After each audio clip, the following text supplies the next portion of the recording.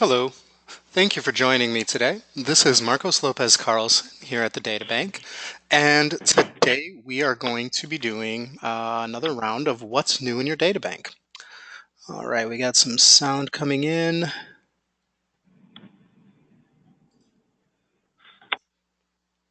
Let's see. If I could ask people to mute their phones or speakers, that'd be great. If you have a question, you can use the chat window or ask a question, please. But while we're just watching, please remain muted. It just helps with some of the background noise and echoing and reverberation that can show up sometime. All right, so today is What's New in Your Databank, and this is a quarterly presentation that we do to really kind of cover the things that have been going on. Whenever we have a big product update or a huge major event, we always like to make a big announcement and really point it out. But many times there are smaller pieces, littler components, or things that might not have might have gotten missed in the last few months. So I like to do a wrap up once a quarter and kind of cover some of the things we have been doing. Some of the stuff we're going to be talking about is going to have an effect on your system, but you may or may not have seen any of it. And others are going to be a pretty big change to the way you do things. All right, so let's get started with that. Oh, before I go any further, if people could use the chat window and let me know that you are seeing my screen and hearing my voice, that would be appreciated. Just want to make sure everyone is getting this before I keep moving on.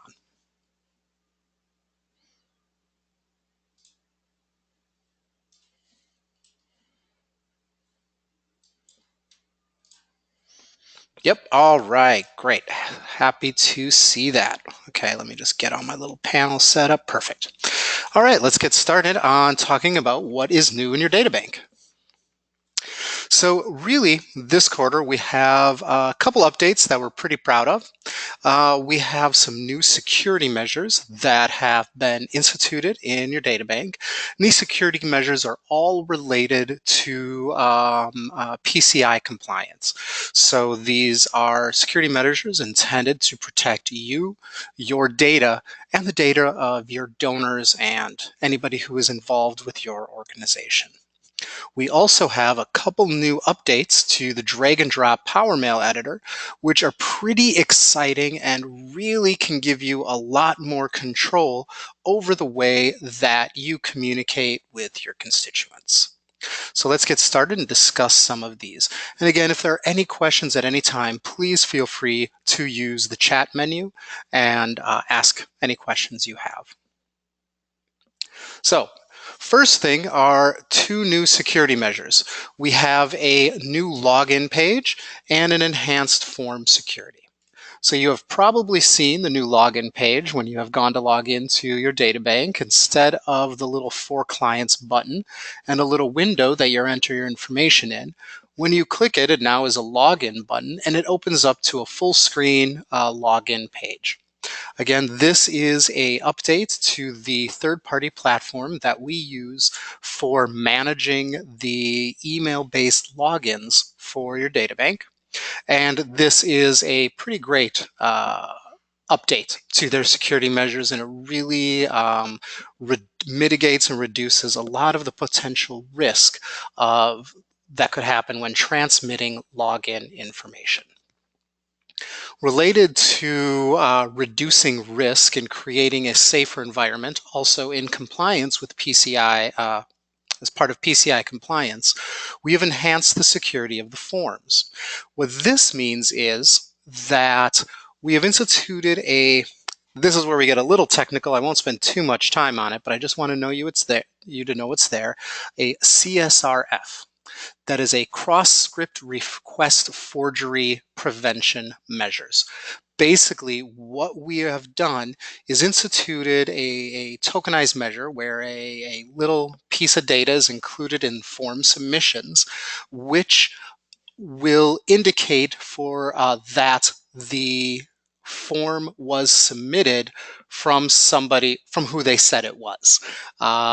Without that, there is the possibility of being able to submit a form without having, or to submit the results of a form without having done a form, and trying to gain access, like malicious access to your databank using the forms as the point of entry. So that the cross-script request forgery prevention measures will keep that from happening. Combined with the reCAPTCHAs that we now have on all forms. If you are not using these, please go turn them on. It's on in your forms page under web security. We have really mitigated a lot of the potential and risk of opening up your forms as a vector of attack and preventing you from getting spam and bot registrations in your databank. Couple things to know about the enhanced form security is that third-party cookies do need to be enabled if you are using an iframe, because an iframe is actually a databank page on your domain. When you're giving them a cookie, they look at the domain and they'll see like myorganization.net or .org, but the cookie is coming from databank.com. So they do need to have third-party cookies enabled in order for that to function. We do have a warning sign that pops up on pages if people are not accepting third-party cookies, which will explain to them how to do it. The other thing to know about the enhanced form security is that there is now a timeout on forms. So we previously did not time out our sessions with forms, meaning I could open up a form for your databank. I could go to your website, I could click on a form, I could start working on it. I could walk away literally for like 30 days and come back and finish up my form and still be able to submit it. That is no longer possible, and forms will time out after 1 hour. For almost all of our clients and for most people using our forms, this will not be an issue and you won't notice any sort of change. However, if you are using forms to, take in complex amounts of information, people are writing essays, submitting things of that nature, it is worthwhile mentioning to people that it will time out after an hour, and it's a good idea to maybe have your answers and your everything prepared in advance so that they can put it right into the form. Okay. So before I go on to the updates, are there any questions about the enhanced security measures before I move on?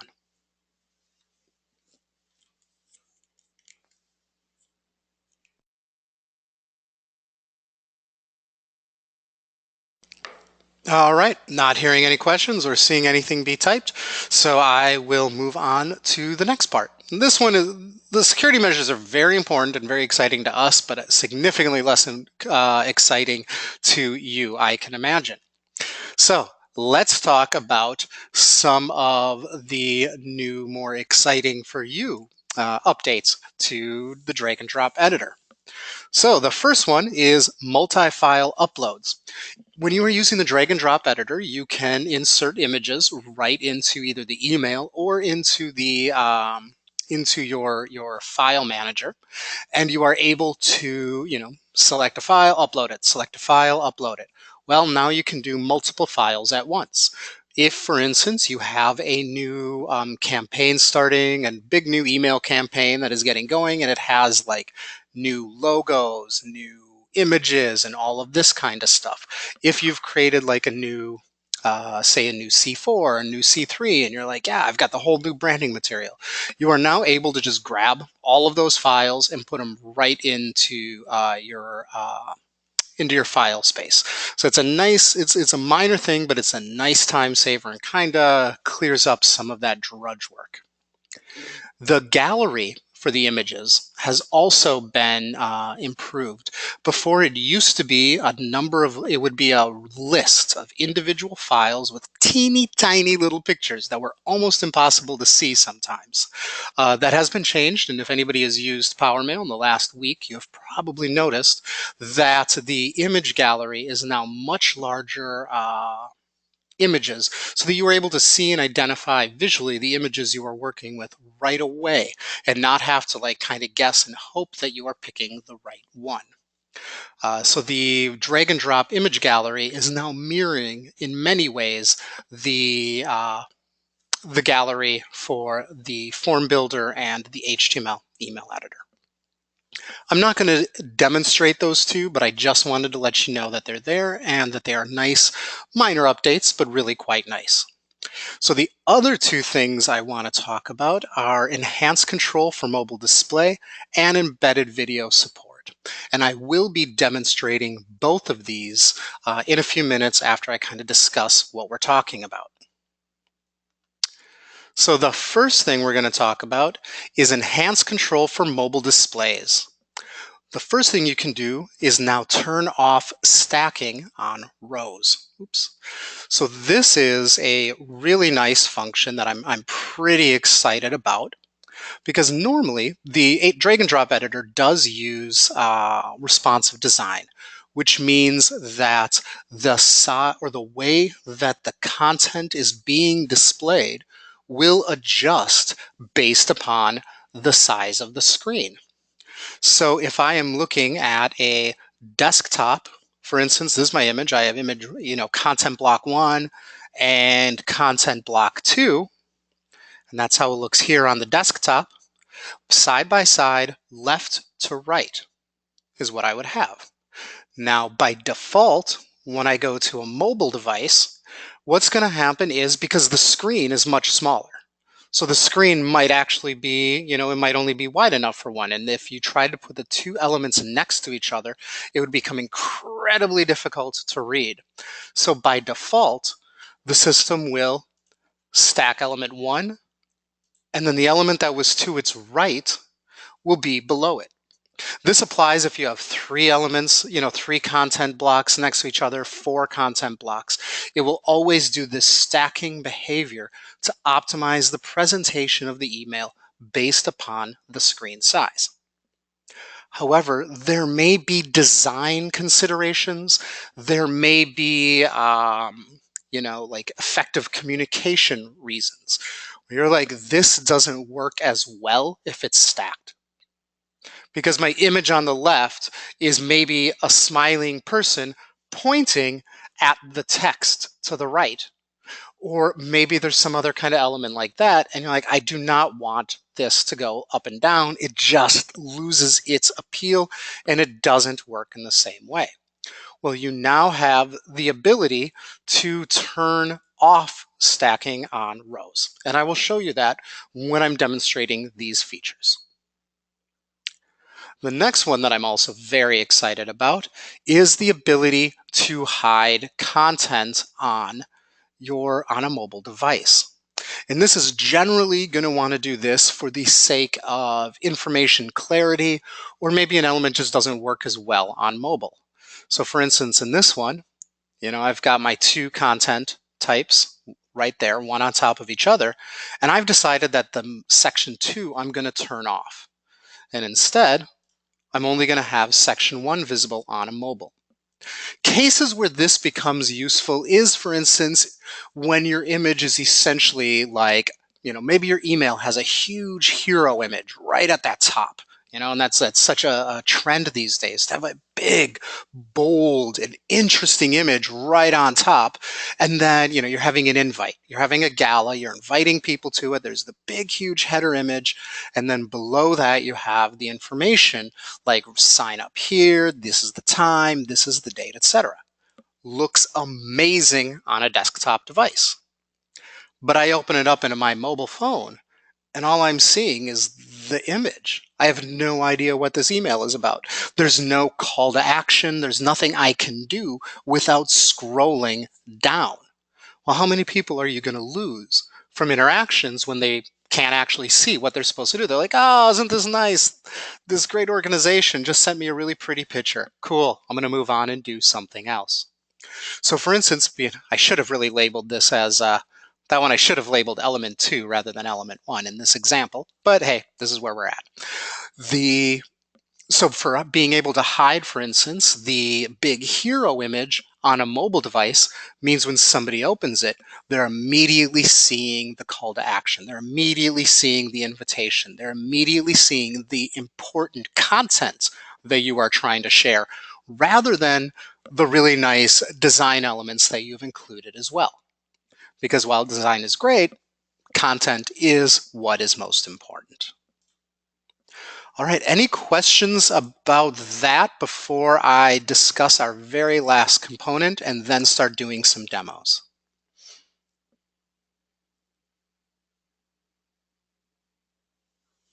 All right, not seeing any questions coming in. All right. The final piece that we are very happy to announce is embedded video support. This is something people have asked for a long time, and we're like, yep, not going to work. Can't do it. Can't do it here. Can't do it there. You were able to do video support, for instance, in the HTML editor, but it did require a number of workarounds. So you had to embed the video, then you had to do another thing, then you had to have a fallback image, because not all email clients will support video in your image or in your email. So even if you were able to put it, there was a lot of work that needed to be done. And the drag and drop editor were just like, yeah, it's not going to happen. Well, now where it's being included in there, and it brilliantly will embed the video in your Power. It will automatically create that preview image with a play button in the middle of it. If video is not supported in an email client, it has automatically created a fallback image. The fallback image basically means it takes that preview and turns it into a static image rather than a video. And then that becomes a link to the actual video. So in some email clients, they will be able to play the video right there. In others, they will see the video, they'll click it, and it brings them to the actual host page. Please be aware, you can only use this with YouTube and Vimeo links. We are not able, you cannot upload an MP4, you cannot do anything like that. This is not embedding the video, or it's not uploading the video to the email. What it is doing is embedding an iframe, actually, of the video into your email. So it only supports YouTube and Vimeo.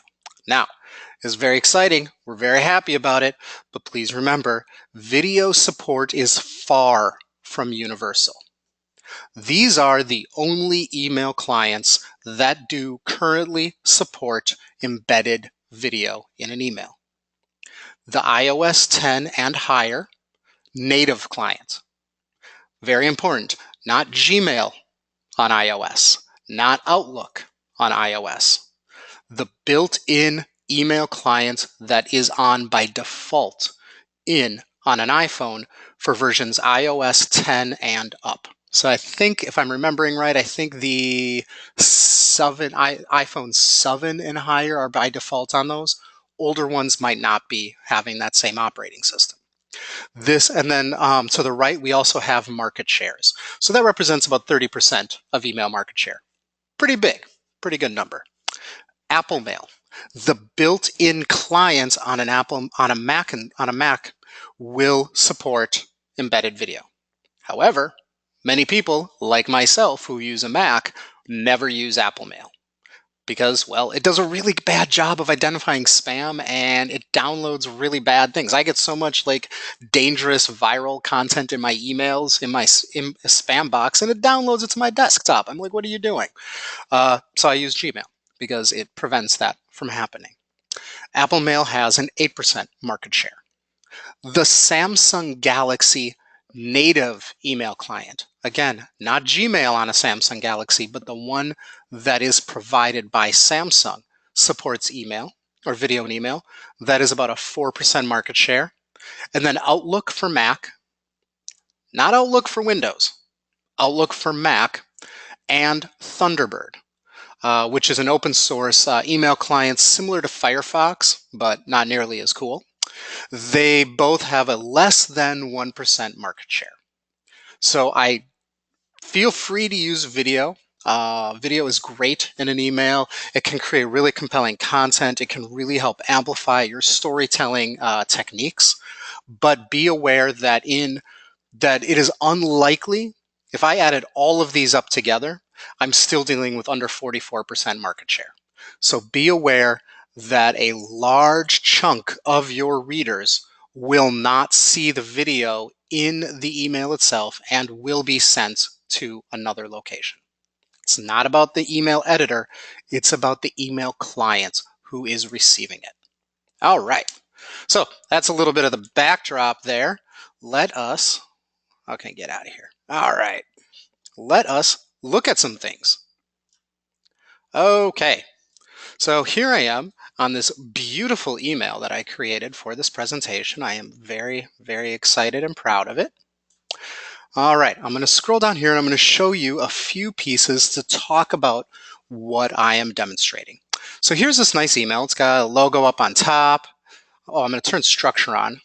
Might not come through very well on there because it's a little dotted line, but there are a number of little structure elements. You can see right here is a content block. Here starts another content block. This is actually one content block in its own. It's not 6 different images. It's actually an Instagram feed from Reading Rainbow.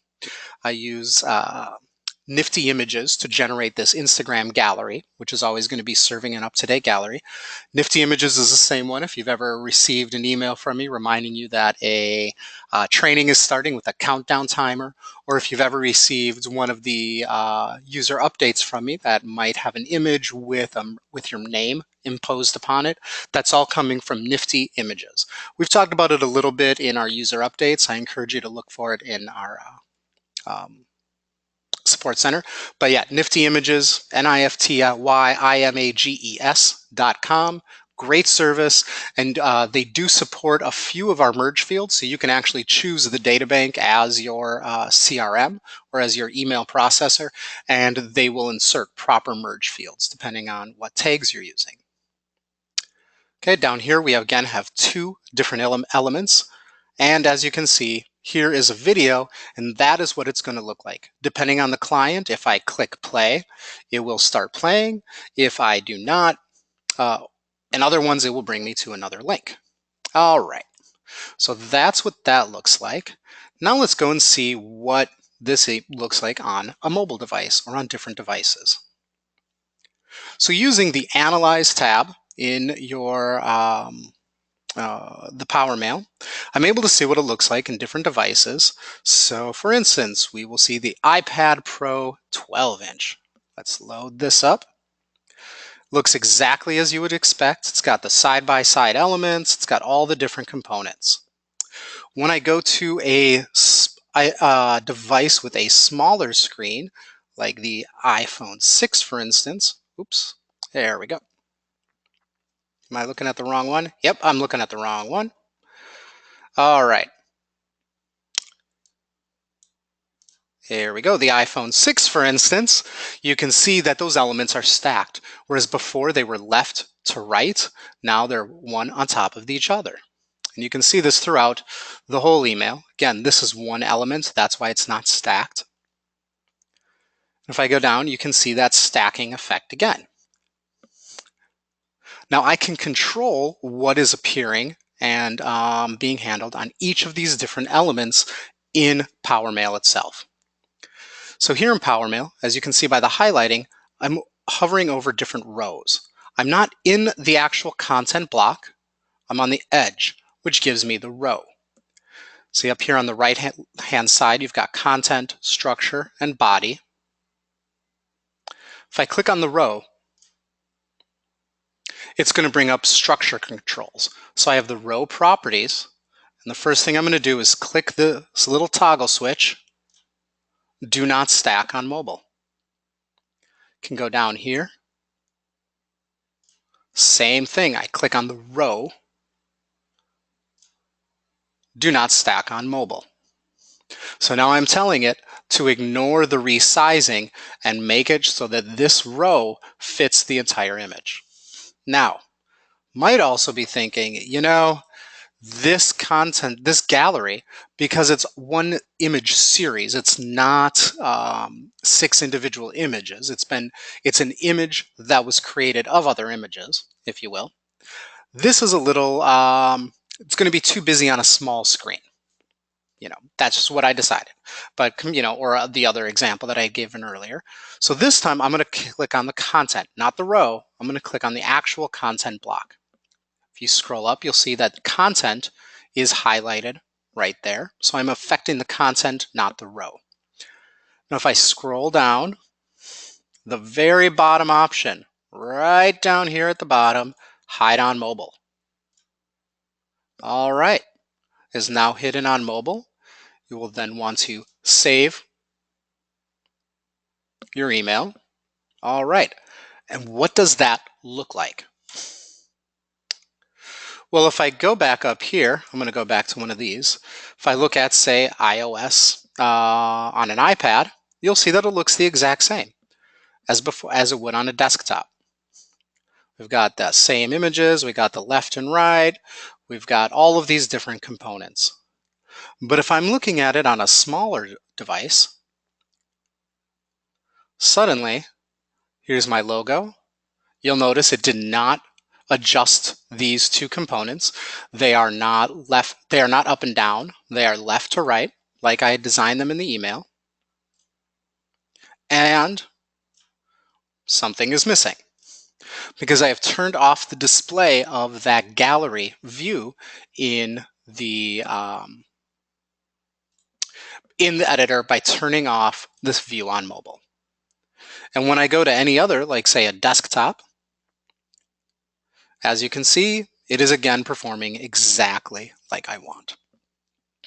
If you have not had a chance to really play with the Analyze property, here it's this middle tab, Analyze, when using your emails, I highly, highly recommend taking advantage of the Analyze tab and getting a better understanding and view of the different ways that your email presents itself. The basic analysis will show a number of email clients. The comprehensive analysis shows an absolutely ridiculous number of email clients. Basic should be enough for most of you.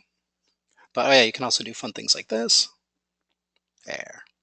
You can change the view. And notice when I changed the view, things can show up again because it has a different behavior. Actually, no, I didn't. Let me try that. Anyways, but not all email clients are equal. So when you are using the Email on Asset and Analyze tool, please remember some of those market share messages I had talked about earlier, considering for here. iOS 10 has 30%. Outlook for Mac is less than 1%. If your email is looking good in Gmail, it's looking good on an iOS, on an iPhone. It's looking good in Gmail. It's looking good in Apple Mail. It looks good in maybe some of your Outlooks. That's good enough. Looks good in Gmail. If you can't get it to look perfect in Outlook 2003 for Windows 7, that's okay. It's going to be an incredibly small market share, and it is impossible to make pixel for pixel perfection in an email, and sometimes, especially with older or poorly designed email clients, and I will continue to harp on Outlook because it's a terribly designed email client, at least for rendering emails, that sometimes you have to just accept what you get and make sure that it looks great for most people. If you're using Yahoo on IE 11, honestly, why are you still on Yahoo? With all of the data breaches they have, I'm not super concerned if this doesn't look great for you because it's a pretty good chance it's not even a monitored email anymore. All right, so that brings me to the end of what's new in your databank, including a little bit of a editorial commentary on different email clients and how I feel about them. So if there are any questions, I would love to hear them now.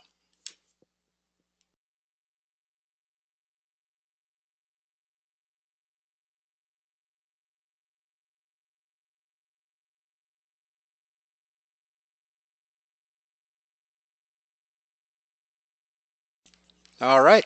Doesn't seem like any questions are coming in. So I am going to be ending this webinar today. Thank you very much for joining me. And before I end it, actually, let me do the one quick thing and remind you, up here in your databank, the help screen, free training sign up. We have a number of upcoming trainings that I do want to remind everybody they exist. And you can find the calendar on our let me see.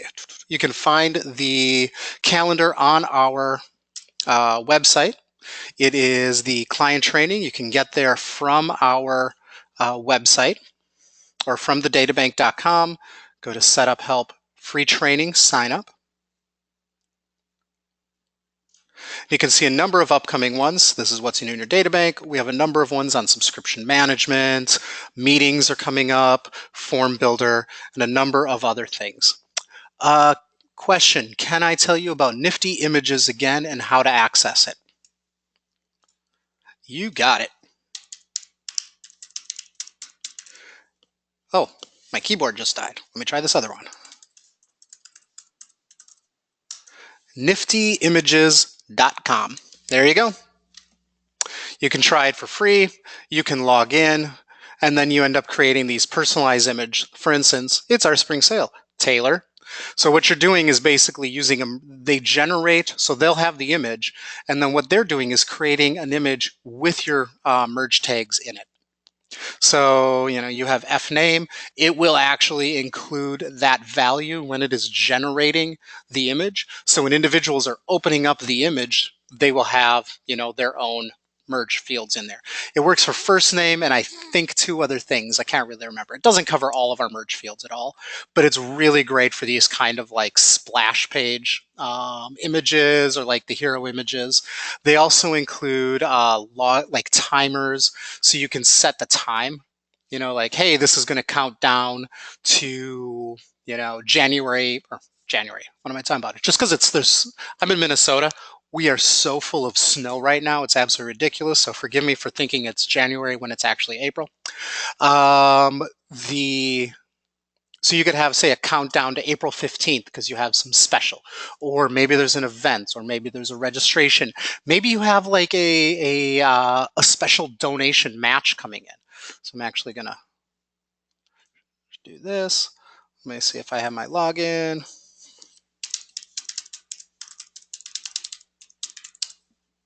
That's right, it's not working.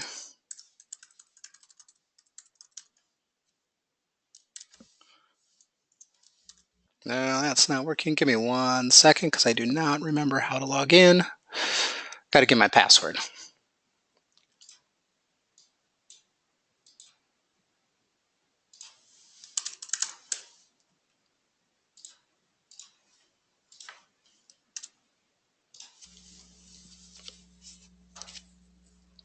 What? Okay, well, let me try that again.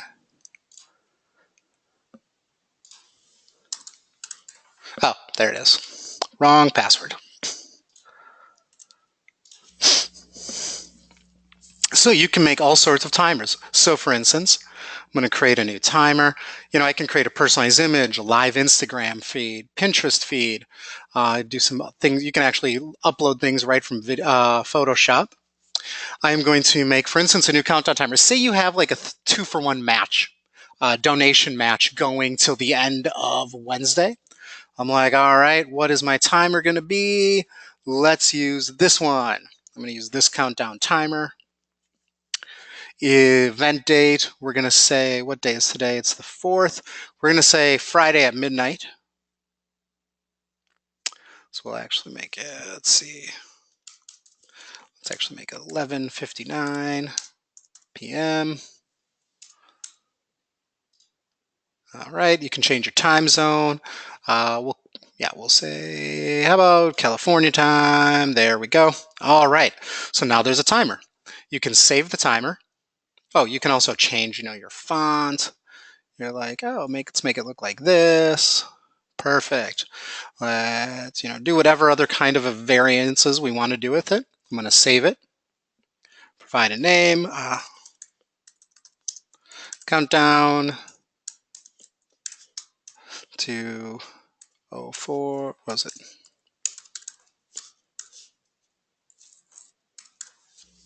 Okay. Now it's saving this countdown timer, and it actually gives me an image right here. I'm going to copy this image, or copy that link, the HTTPS link. Go to my analog, go back to my Power Mail. Nope, not properties, design. Give me a second while this opens up. I've got too many things running on my computer. Everything's running a little bit slow. So image, I'm going to insert an image right here. Now, one thing is when you have the image, one little caveat is with the image block, you can't just insert a link. You first have to actually add an image, but then you can change it with a link. It's a silly thing. I'll notice the new gallery view. I'm going to insert this image. Okay, now I'm going to edit this image. I click it. Down here, it has the image URL, right down here. What I'm going to do is paste the nifty images. I'm going to hit save. And I now have a countdown timer. Notice it is running down a timer. It's a GIF. That's what it is. It's an animated GIF, and it has a time. So when I call the image, they load an animated GIF that I believe runs for 2 minutes. Anytime somebody opens this email, if I received it in my inbox, I would have this 2-minute timer, and it would actually start over again. It would after 2 minutes. If I kept it open for an hour, it would keep saying the same 2 minutes. However, if I close that email and open it up again, it would be calling for a new image. A new image would be, a new GIF would be served, and that GIF would have a 2-minute window on it. Does that make sense?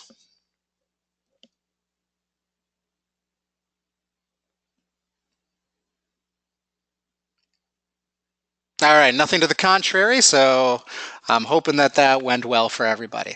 All right, so thank you for your time. I really appreciate it. It was great having so many people here today. And have yourselves a great afternoon, and please feel free to sign up for some of our other trainings. Or I guess great morning, not great afternoon. All right, have a great morning.